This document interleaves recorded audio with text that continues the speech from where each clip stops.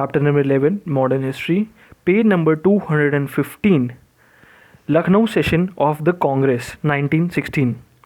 The nationalists soon saw that disunity in the ranks was injuring their cause and they must put up a united front before the government. The growing nationalist feeling in the country and the urge for national unity produced two historic developments at the Lucknow session of Indian National Congress in 1916. Firstly, the two wings of the Congress were reunited. The old controversies had lost their meaning, and the split in the Congress had led to political inactivity.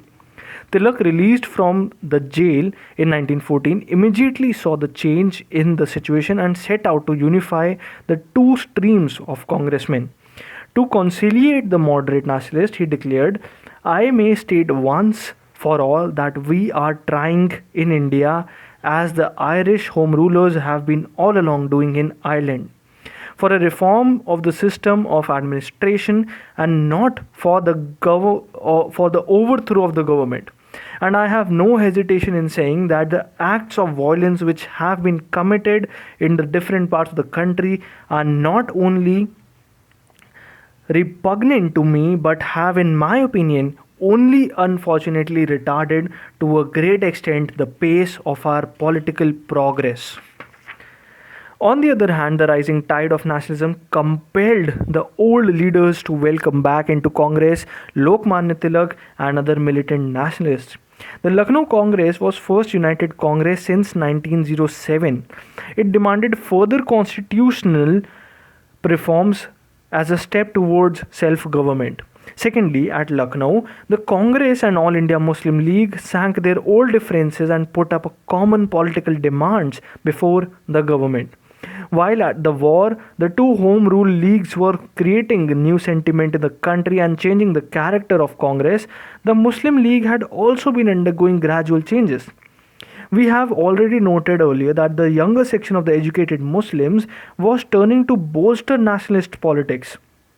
The war period witnessed further developments in this direction. Consequently, in 1914, the government suppressed the publication of Al-Hilal of Abul Kalam Azad and the Comrade of Maulana Muhammad Ali.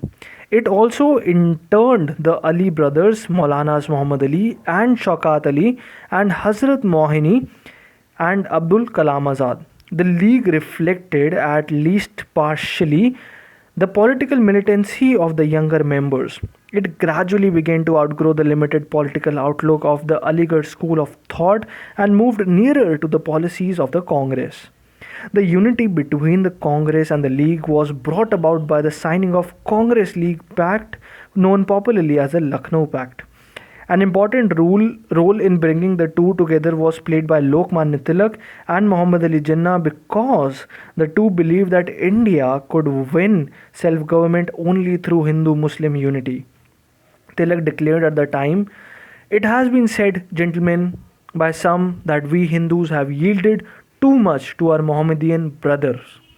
I am sure I represent the sense of the Hindu community all over India when I say that we could not have yielded too much. I would not care if the rights of the self-government are granted to Mohammedan community only. I would not care if they are granted to the lower and the lowest classes of the Hindu population. When we have to fight against a third party, it is very important thing that we stand on this platform united in race, united in religion, as regard all different shades of political creed." The two organizations passed the same resolutions at their sessions, put forward a joint scheme of political reforms based on separate electorates, and demanded that British government should make a declaration that it would confer self-government on India at an early date. The Lucknow Pact marked an important step forward in Hindu-Muslim unity. Unfortunately, it did not involve the Hindu and Muslim masses, and it accepted the pernicious principle of separate electorates. It was based on the notion of bringing together the educated Hindus and Muslims as separate political entities. In other words, without secularization of their political outlook, which would make them realize that in politics they had no separate interests as Hindus or Muslims. The Lucknow Pact therefore left the way open for a future resurgence of communalism in Indian politics. But the immediate effect of the developments of Lucknow was tremendous. The unity between the moderate nationalist and the militant nationalists, and between the National Congress and Muslim League, aroused a great political enthusiasm in the country. Even the British government felt it necessary to placate the nationalists. Here too, it had to rely heavily on the repression to quieten the nationalist agitation. Large number of radical nationalists and revolutionaries had been jailed or interned under the notorious Defence of India Act and other similar regulations. The government now decided to appease nationalist opinion and announced on 20th August 1917 that its policy in India was the gradual development of self-government institutions with a view of the progressive realization of a responsible government of India as an integral part of British Empire. And in July 1918, the Montague-Chelmsford reforms were announced. But Indian nationalism was not appeased. In fact, the Indian national movement was soon to enter its third and last phase, the era of mass struggle or the Gandhian era. Thank you everyone for continuing this chapter. This was the end of chapter number 11, the nationalist movement from 1905 to 1918.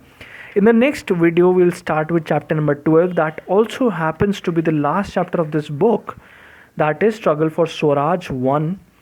And that is chapter number 12 from this book of Modern History by Bipin Chandra. Thank you everyone for staying this long. All the best for exams, and do share and subscribe the channel for more videos like this. Thank you everyone.